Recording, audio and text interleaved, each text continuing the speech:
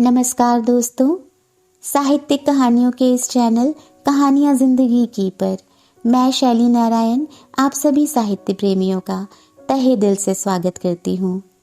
श्री सत्यजीत रे जी द्वारा रचित कहानी खगम में अब तक आपने सुना कि बचपन में हुए एक हादसे से अपने मन में साधु सन्यासियों के प्रति अविश्वास के भाव के फलस्वरूप धुरजटी बाबू ने कैसे इमली बाबा के पालतू नाग बाल किशन को पत्थर के ढेले मार के मार डाला। इमली बाबा की आंखों में आक्रोश था और तब ही से धुरजटी बाबू के व्यवहार में एक अजीब सा बदलाव है। और अब सुनते हैं इसके आगे की कहानी, यानी कि कहानी का दूसरा एवं अंतिम भाग। आगे बढ़ने से पहले आप सभी से हमेशा की तरह अनुरोध है कि अगर चैनल पर पहली बार आए हो या अब तक ना किया हो तो चैनल को सब्सक्राइब जरूर करें। आइए कहानी को सुनते हैं।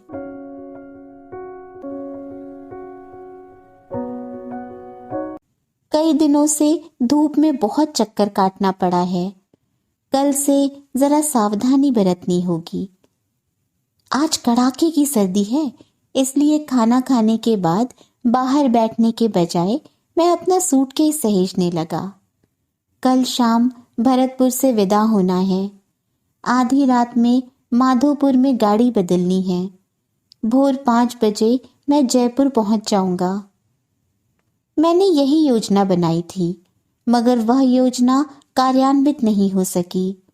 मंचले भैया को तार भेजकर सूचना दे दी कि कुछ आवश्यक कारणवश मेरे पहुंचने की तिथि एक दिन आगे बढ़ गई है। ऐसा क्यों हुआ, यही बात अभी बताने जा रहा हूँ। घटनाओं को यथासंभव स्पष्ट और अविकल रूप में ही प्रस्तुत करने की चेष्टा करूँगा। जानता हूँ इस घटना पर सभी यकीन नहीं करेंगे। जिस चीज से मैं सबूत पेश कर सकता था वह अब भी इमली बाबा की कुटिया से 50 हाथ दूर पड़ी हुई है। उसके बारे में सोचते ही मेरे रोंगटे खड़े हो जाते हैं। इसीलिए उस चीज को सबूत के तौर पर अपने हाथ में उठाकर नहीं चल सका। इसमें आश्चर्य की कोई बात नहीं। खैर, अब घटना के बारे में बताऊं। सूटकेस संभालकर मैंने लालटेन की रोशनी कम कर दी और उसे मेज की ओट में रख दिया। उसके बाद रात का लिबास पहनकर जैसे ही बिस्तर पर लेटने जा रहा था कि पूरब तरफ के दरवाजे पर दस्तक पड़ी। उस दरवाजे के पीछे की ओर धुरजटी बाबू का कमरा है। जो ही दरवाजा खोला उन्होंने धीमी आवाज में कहा, आपके पास फ्लिट वगैरह है या मच्छर भगाने की कोई दवा? मैंने कहा, मच्छर कहाँ से आया? आपके कमरे के दरवाजे और खिड़कियों में जाली नहीं लगी है? है। फिर भी कोई चीज काटती है। उसका आपको पता चलता है?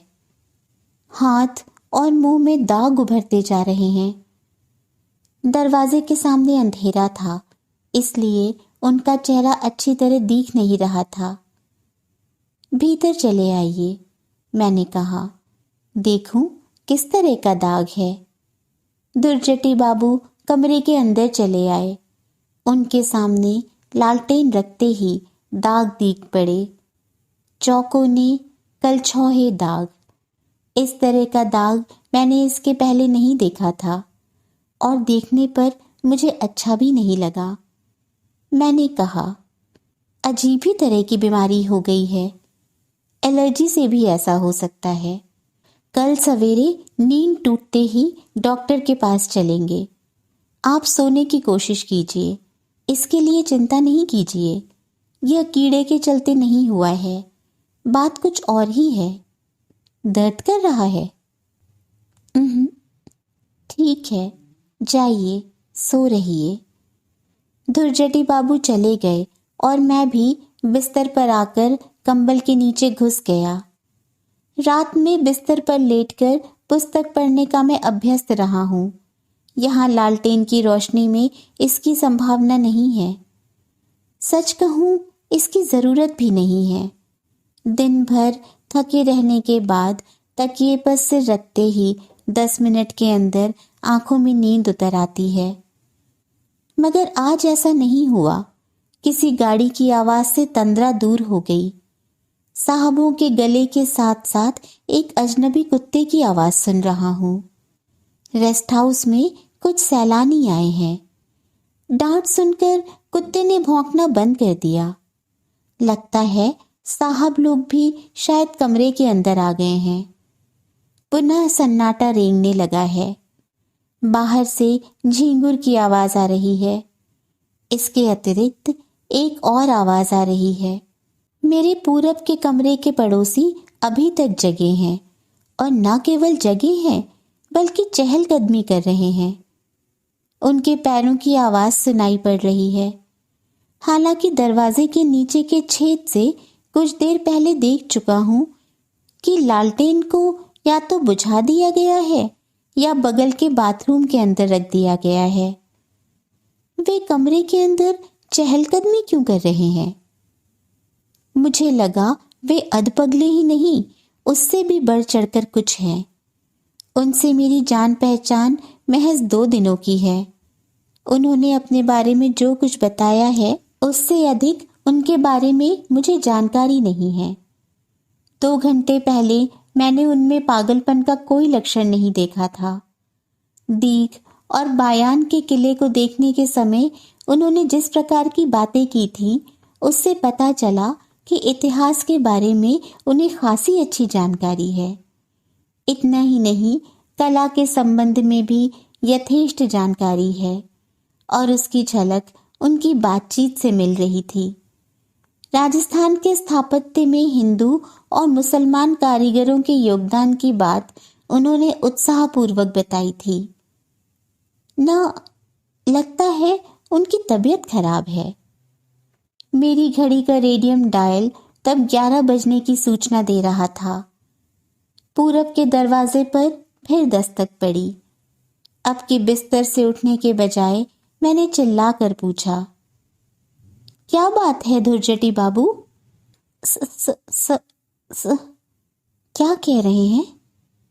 स, स, स, स, पता चल गया कि भले आदमी की आवाज रुंध गई है। भारी मुश्किल में पड़ा। मैंने फिर पूछा, क्या कह रहे हैं? ठीक से कहिए। सुनिए जरा। आखिर मुझे उठना ही पड़ा। दरवाजा खोलते ही उन्होंने इस तरह का सवाल किया कि मुझे ऊब महसूस होने लगी। अच्छा, सांप में क्या दंते सा होता है? जी हाँ, सांप का अर्थ जब सर्प स्नेह होता है तो दंते सा ही होता है। मैंने अपनी ऊब छिपाने की कोशिश नहीं की। आपने इसी चीज को जानने के लिए इतनी रात में दरवाजा खटखटाया? दंते सा? जी हाँ, सांप का अर्थ जब सांप होता है तो दंते सा ही। और तालवेशा? वह दूसरी ही चीज है। शाप, उसका अर्थ है हाँ, अभिशाप। Thank you. सोइए जाकर। उनकी हालत देखकर मुझे तरस आ रहा था। मैंने कहा, आपको बल्कि नींद की दवा देता हूं। दवा मेरे पास है, खाइएगा। नहीं, शीतकाल में यूं ही नींद आ जाती है। सिर्फ शाम में सूर्यास्त के समय। मैंने उन्हें टोका, आपकी जीभ में कुछ हो गया है क्या? बातें क्यों अटक जाती हैं? जरा अपना टॉर्च दीजिए तो। उनके साथ मैं भी उनके कमरे के अंदर गया। टॉर्च ड्रेसिंग टेबल पर पड़ा था। उसे जलाकर मैंने उनके मुंह के सामने किया और उन्होंने मुंह बाकर जीभ बाहर निकाल दी। इसमें संदेह नहीं कि जीभ में कुछ न कुछ हुआ है। एक पतला सा लाल दाग जीभ के सिरे से लेकर बीच तक चला जाता है। इसमें भी कोई दर्द नहीं है? नहीं।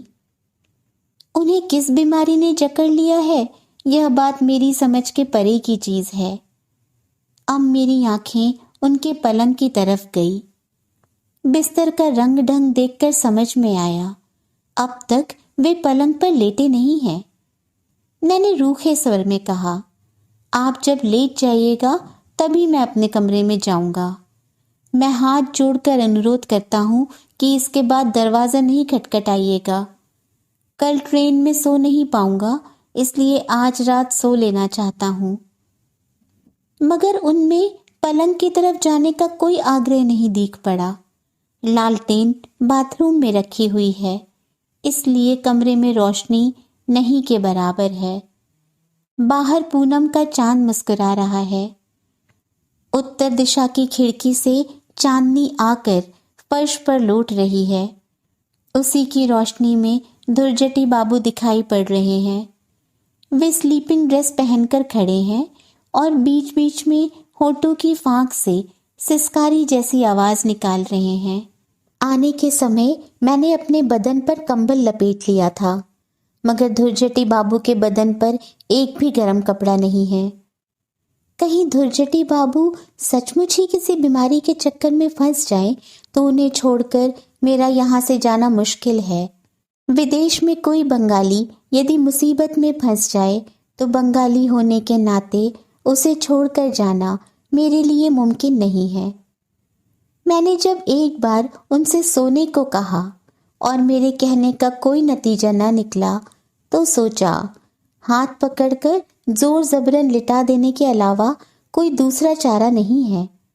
अगर वे अबोध शिशु बनते हैं तो मुझे बड़े बुजुर्गों की भूमिका निभानी ही होगी। मगर उनका हाथ पकड़ते ही मुझ में एक ऐसी प्रतिक्रिया हुई कि मैं 3 कदम पीछे हट गया। धुरजटी बाबू का बदन बर्फ की तरह ठंडा है। जीवित आदमी का शरीर इतना ठंडा हो सकता है, यह बात मेरी कल्पना के बाहर है। मेरी हालत देखकर धुरजटी बाबू के होठों के कोने में एक हंसी खेल गई। अब वे अपनी पीली आंखों से मेरी ओर घूरते हुए मुस्कुरा रहे हैं। मैंने रुंधी आवाज में कहा, आपको क्या हुआ है, बताइए। धुरजटी बाबू मेरी ओर से अपनी आंखें नहीं हटाते हैं। कुछ मिनटों से मेरी ओर अपलक ताक रहे हैं। मैं हैरत में आकर देखता हूँ, उनकी पलकें एक बार भी नहीं झपकती हैं। इस बीच उनकी जीभ कई बार होठों की फांक से बाहर निकल चुकी है। उसके बाद उन्होंने फुसफुसा कर कहा, बाबा बुला रहे हैं, बालकिशन, बालकिशन, बाबा बुला रहे हैं। उसके बाद उनका घुटना मुड़ गया। पहले वे घुटने के बल बैठ गए, उसके बाद अपने शरीर को आगे की तरफ फैलाकर फर्श पर मुंह के बल पड़ गए और कोहनी के बल चलते हुए पलंग के नीचे चले गए। यह बात मेरी समझ में आ गई कि मेरा पूरा जिस्म पसीने से तरबतर हो गया है। मेरे हाथ पैर थर थर कांप रहे हैं। खड़ा रहने से मैं अपने आप को असमर्थ पा रहा हूँ। धुरजटी बाबू के बारे में जो दुश्चिंता थी वह दूर हो गई है और अभी मैं जो कुछ महसूस कर रहा हूँ वह अविश्वास और आतंक से मिला जुला एक डरावना भाव है। मैं अपने कमरे में लौट आया। दरवाजे को बंद कर मैंने चिटकनी लगा दी और फिर सिर से पैर तक कंबल से ढक लिया। इसी हालत में कुछ देर तक पड़े रहने के बाद मेरे बदन की कपकपी दूर हुई और मेरे दिमाग ने सोचना शुरू किया, मामला कहाँ जा चुका है और अपनी आंखों के सामने जो कुछ घटित होते हुए देख चुका हूँ उससे किस सिद्धांत पर पहुंचा जा सकता है। इस पर मैंने एक बार सोच कर देखा। आज तीसरे पहर दुर्जटी बाबू ने इमली बाबा के पालतू नाग को पत्थर से मार दिया है। उसके बाद ही इमली बाबा ने दुर्जटी बाबू की ओर उंगली तान कर कहा था, एक बालकिशन चला गया तो हर्ज ही क्या है, उसकी जगह दूसरा बालकिशन चला आएगा। यह दूसरा बालकिशन कोई सांप होगा या आदमी ही सांप बन जाएगा। दुर्जटी बाबू के सारे बदन में चकत्ते दाग किस चीज के हैं? जीभ का दाग क्या चीज है? यह क्या 2 भागों में बट जाने के पूर्व की हालत है? उनका शरीर इतना ठंडा क्यों था? वे पलंग पर सोने के बजाय पलंग के नीचे क्यों चले गए? अचानक बिजली की कौंध की तरह एक बात याद आ गई। खगम। दुर्जटी बाबू ने खगम के बारे में पूछा था। नाम जाना पहचाना जैसा लग रहा था, मगर समझ में नहीं आया था। अब याद आया, बचपन में महाभारत की एक कहानी पढ़ी थी। खगम नाम के एक तपस्वी थे। उनके अभिशाप से उनके मित्र सहस्त्रपाद मुनि ढौरा सांप हो गए थे। खगम, सांप, शाप सब में एक तारतम्य है, लेकिन वे ढोरा सांप हो गए थे। और दुर्जटी बाबू क्या? कोई मेरे दरवाजे को फिर से खटखटा रहा है। ऊपर के बजाय नीचे की तरफ खटखटा रहा है, चौखट के ठीक ऊपर। 1 बार, 2 बार, 3 बार। मैं बिस्तर से हटने का नाम नहीं लेता हूं। मैं दरवाजा नहीं खोलूंगा। हाँ, अब नहीं खोलूंगा।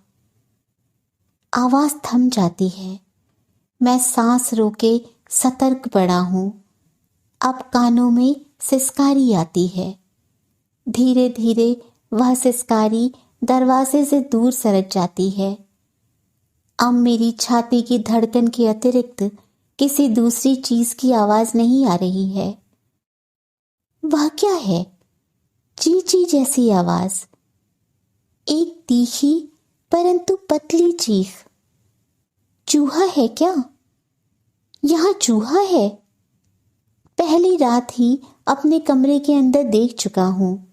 दूसरे दिन जब लक्ष्मण से कहा तो वह रसोई घर से चूहेदानी में एक जिंदा चूहा लाकर दिखा गया था। कहा था चूहे के साथ साथ छछूंदर भी हैं। चीख आहिस्ता आहिस्ता खत्म हो जाती है और सन्नाटा फिर से रेंगने लगता है। 10 मिनट बीत चुके हैं। घड़ी देखता हूं, 1:45 बज रहा है। पता नहीं नींद कहाँ लापता हो गई है। खिड़की से बाहर के पेड़ पौधे दिख रहे हैं। चंद्रमा शायद बीच आकाश में है। दरवाजा खोलने की आवाज होती है। दुर्जटी बाबू बरामदे पर जाने के लिए बगल के कमरे का दरवाजा खोल रहे हैं। मेरे कमरे में जिस तरफ खिड़की है, बरामदे पर जाने का दरवाजा उसी तरफ है। दुर्जटी बाबू के कमरे में भी यही स्थिति है। बरामदे पर से उतरकर 20 हाथ जाने के बाद ही पेड़ पौधे मिलने लगते हैं। दुर्जटी बाबू बरामदे पर निकल आए हैं। कहाँ जा रहे हैं वे? उनका क्या इरादा है? मैं अपलक खिड़की की ओर ताकता हूं। सिसकारी की आवाज आ रही है। आवाज क्रमशः बढ़ती जा रही है। अब आवाज मेरी खिड़की के बाहर से आ रही है। सौभाग्य से खिड़की ढकी हुई है, वरना कोई चीज खिड़की के नीचे से ऊपर की तरफ आ रही है। थोड़ी दूर तक ऊपर आती है और फिर ठिठक जाती है। किसी का सिर है। लालटेन की धुंधली रोशनी में 2 चमकती हुई पीली आंखें दिखाई पड़ रही हैं। वे आंखें एकदम मेरी ओर देख रही हैं।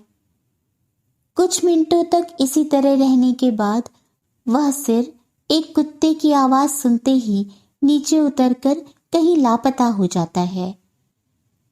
कुत्ता भौंक रहा है।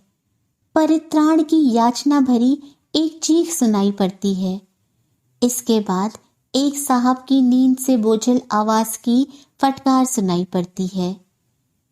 एक कातर कराह के साथ साथ कुत्ते की आवाज थम जाती है। उसके बाद कोई आवाज नहीं आती है। मैं लगभग 10 मिनटों तक अपनी इंद्रियों को सतर्क रखकर लेटा रहा। कानों में बार बार आज की सुनी हुई कविता की पंक्तियां आ रही हैं। सांप की भाषा, सांप की सिसकारी, फिस फिस फिस, बाल किशन का विषम विष, फिस फिस फिस। धीरे धीरे वह कविता भी शून्य में खो जाती है। जड़ता और अवसन्नता का भाव मुझे नींद की ओर खींच कर ले जा रहा है। साहब की चिल्लाहट सुनकर मेरी नींद टूट गई। घड़ी देखने पर पता चला 6 बजने में 10 मिनट बाकी हैं। लगता है कुछ गड़बड़ी हुई है। जल्दी जल्दी बदन पर एक गरम कपड़ा डालकर जब बाहर निकला तो गोरे लोगों से मुलाकात हुई। 2 अमरीकी युवक हैं। पुकारू नाम ब्रूस और माइकल। उन लोगों का पालतू कुत्ता कल रात मर गया। अपने कमरे में ही कुत्ते को रखकर वे सोए हुए थे। कमरे का दरवाजा खुला हुआ था। उन लोगों का ख्याल है कि सांप या बिच्छू ने उसे काट लिया था। माइकल की धारणा है कि बिच्छू होगा, क्योंकि जाड़े के दिन में सांप बाहर नहीं निकलते। कुत्ते के पीछे समय नष्ट न कर मैं बरामदे की दूसरी तरफ दुर्जटी बाबू के सामने पहुंचा। दरवाजा खुला है मगर कमरे में कोई नहीं है। लक्ष्मण हर रोज सुबह 5:30 बजे जगकर चूल्हा जलाता है और चाय के लिए पानी गर्म करता है। उससे पूछने पर पता चला कि दुर्जटी बाबू पर उसकी नजर नहीं पड़ी है। मन में नाना प्रकार की आशंकाएं जग रही हैं। चाहे जैसे भी हो, उन्हें खोजकर निकालना ही है। पैदल चलकर वे कितनी दूर जा सकते हैं, मगर जंगल में चारों तरफ खोज पड़ताल करने पर भी उनका पता नहीं चला। 10:30 बजे जीप आई। मैंने ड्राइवर से कहा, पोस्ट ऑफिस जाकर मुझे टेलीग्राम करना है। जब तक दुर्जटी बाबू से संबंधित रहस्य का समाधान नहीं हो जाता है, भरतपुर से नहीं जाऊंगा। मंचले भैया को टेलीग्राम करने के बाद मैंने ट्रेन की टिकट 1 दिन आगे के लिए बढ़वा ली और रेस्ट हाउस लौट आया। वहां आने पर पता चला कि दुर्जटी बाबू के बारे में कोई खबर नहीं मिली है। दोनों अमरीकी इस बीच कुत्ते को दफना कर बोरिया बस्ता संभाल कर वहां से रवाना हो चुके हैं। दोपहर भर मैं रेस्ट हाउस के इर्द गिर्द चक्कर काटता रहा। मेरे कहे अनुसार जीप फिर तीसरे पहर आई। मेरे दिमाग में ख्याल आया था। मन कह रहा था उससे कोई नतीजा निकल सकता है। मैंने ड्राइवर से कहा, इमली बाबा के पास चलो। कल जिस वक्त पहुंचा था, आज भी लगभग उसी वक्त बाबा की कुटिया में पहुंचा। बाबा कल की तरह ही धूनी रमाए बैठे थे। आज यहाँ और 2 शिष्य हैं, एक वयस्क और दूसरा युवक। मुझ पर नजर पड़ते ही बाबा ने गर्दन तिरछी कर नमस्कार किया। कल की उस भस्मकारी दृष्टि से आज की दृष्टि में कोई साम्य नहीं था। समय नष्ट न कर मैंने बाबा से सीधे सवाल किया कि कल मेरे साथ जो सज्जन आए थे, उनके बारे में वे कुछ बता सकते हैं या नहीं। बाबा के चेहरे पर प्रसन्नता उभर आई। बोले, बता सकता हूँ। तुम्हारे दोस्त ने मेरी आशा पूरी कर दी है। वह मेरे बालकिशन को वापस ले आया है। इतनी देर के बाद बाबा के दाहिने रखी हुई पत्थर की एक कटोरी पर मेरी नजर पड़ी। उसमें जो सफेद रंग का तरल पदार्थ रखा है, वह दूध के अतिरिक्त कुछ और नहीं हो सकता। मगर मैं सांप और दूध की कटोरी देखने के लिए इतनी दूर नहीं आया हूँ। मैं धुर्जटी प्रसाद वसु की खोज में आया हूँ। वे हवा में मिल नहीं गए होंगे। उनके अस्तित्व का अगर कोई चिन्ह भी दिख जाता तो मैं बहुत कुछ निश्चिंत हो पाता। यह पहले ही देख चुका हूँ कि इमली बाबा आदमी के मन की बात समझ जाते हैं। गांजे की चिलम से एक लंबा कश लेकर उन्होंने चिलम अपने प्रौढ़ शिष्य की ओर बढ़ा दी और बोले, अपने मित्र को तुम पहले के जैसे वापस नहीं पा सकोगे। हाँ, वह अपना स्मृति चिन्ह रख गया है। यह स्मृति चिन्ह तुम्हें बालकिशन के डेरे से 50 कदम दाहिनी ओर मिलेगा। सावधानी से जाना, रास्ते में बहुतेरे कांटेदार पौधे हैं। बाबा के कहे अनुसार मैं बालकिशन के गड्ढे के पास गया। उसमें सांप है या नहीं, यह जानने का मुझ में अब तनिक भी कौतूहल नहीं है। आसमान के डूबते हुए सूर्य की ओर निहारता हुआ दक्षिण दिशा की ओर बढ़ता गया। पत्थर के ढोंके और कांटों के बीच से होता हुआ गिनकर 50 कदम जब आगे बढ़ा तो अर्जुन के एक पेड़ के तने के पास जिस चीज पर नजर पड़ी, उस किस्म की चीज कुछ मिनट पहले इमली बाबा की कुटिया में रस्सी पर टंगी हुई देख चुका हूं। वह एक केचुल थी, पूरी केचुल पर चितकबरे दाग हैं। यह क्या सांप की केचुल है? नहीं नहीं, बात ऐसी नहीं है। सांप का शरीर इतना चौड़ा कहाँ होता है? सांप के दोनों ओर से क्या 2 हाथ और निचले हिस्से से 2 पैर बाहर निकलते हैं? दरअसल यह आदमी की केचुल है। वह आदमी अब आदमी की शक्ल में नहीं रह गया है। अभी वह उस गड्ढे में कुंडली मारकर बैठा है। वह अब नाग के रूप में है और उसके दांतों में जहर है। लो, अब उसकी सिसकारी सुनाई पड़ रही है। सूर्य डूबने लगा है।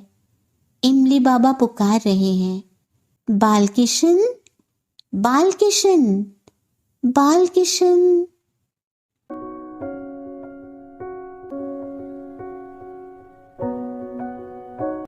दोस्तों, कहानी का कोई निष्कर्ष बताए बिना कहानी के अंत को पाठक और श्रोता की अपनी बुद्धि और समझ के अनुरूप अपनी व्याख्या या इंटरप्रिटेशन निकालने की स्वतंत्रता देने की कला श्री सत्यजित बाबू की विशेषता रही है।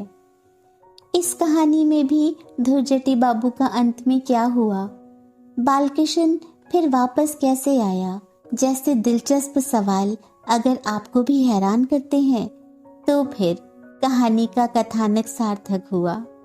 इसी दिलचस्प कहानी के साथ मैं शैली आज आप सबसे इजाजत लेती हूँ। बहुत जल्द फिर मिलूंगी एक और नई कहानी और कुछ और बेहद ही खूबसूरत और दिलचस्प किरदारों के साथ।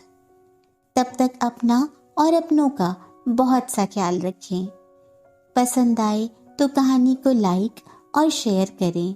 कहानी, लेखक और प्रस्तुति से संबंधित अपने विचार और सुझाव हमें कमेंट बॉक्स में लिखकर जरूर बताएं।